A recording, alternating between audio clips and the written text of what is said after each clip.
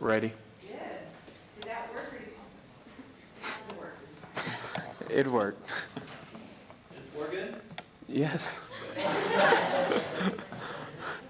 All right. Does anyone remember high school where everyone tries to impress everyone else? Well, I do. I remember when I was in high school, me and some of my friends, we got into lifting weights to try to impress other people because you can impress boys and girls by doing that. And I feel bad because my good friend Jeff Nelson isn't here today, and he was one of the major weightlifters. He was huge. And his specialty was curling, the one you go like this. So he really impressed everyone with his curling abilities. So I think that's probably why he's married and I'm not yet. Every time someone says curling, I always just picture Jeff in high school in the weight room, his little tight tank top, ready to bowl, his little Daisy Duke shorts. But about 3 weeks ago, I found out that there's a different meaning for curling. It's an Olympic sport. So at first I saw on TV all these janitors running down the ice, sweeping or something. So I decided to study and learn about what curling is. And curling is a very unique and interesting sport.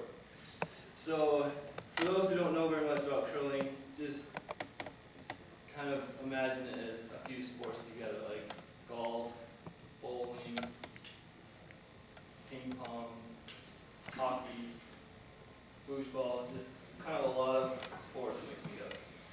So I'm going to talk about the history of curling, how to play curling, and some of the vocabulary of curling.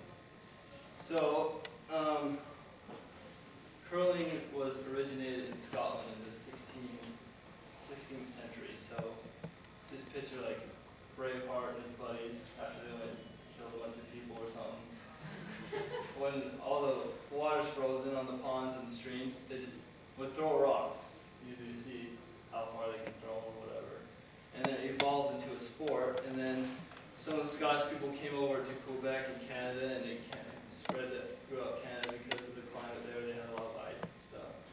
And in the 1800s, it came to America, and it spread throughout America, especially like in Alaska and some colder parts.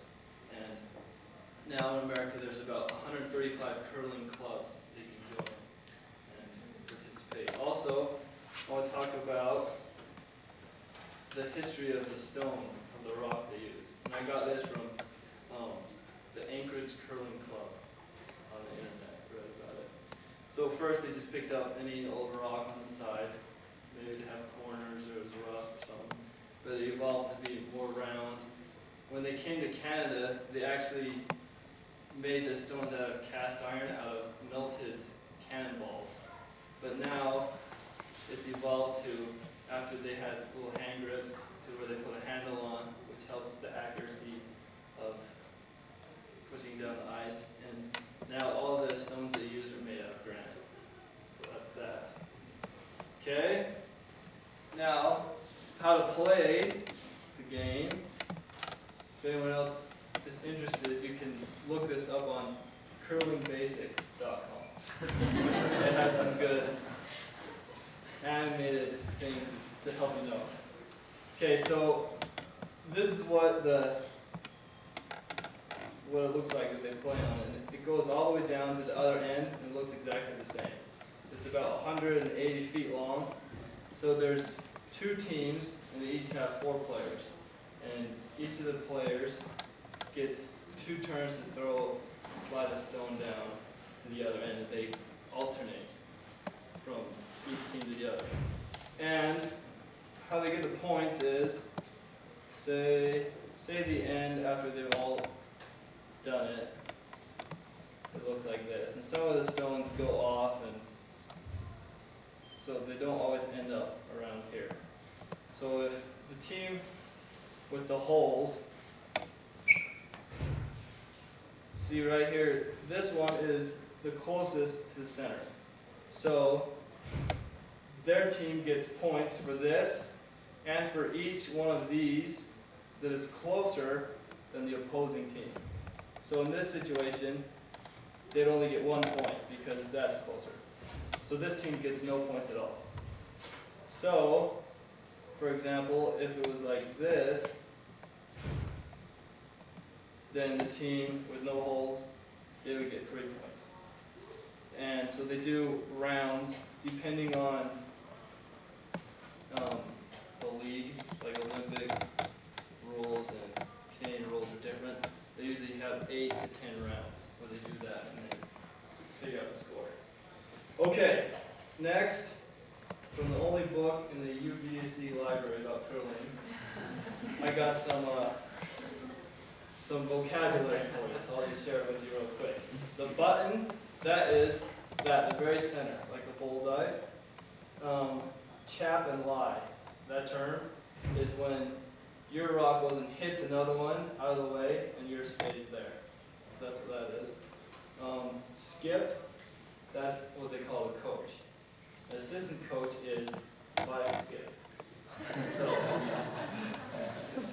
So in conclusion, I just like to say that curling has a long history. It's an interesting way to play and a lot of unique vocabulary. So if you guys ever want to impress someone, like how objective is curling, you can impress people with your knowledge of curling.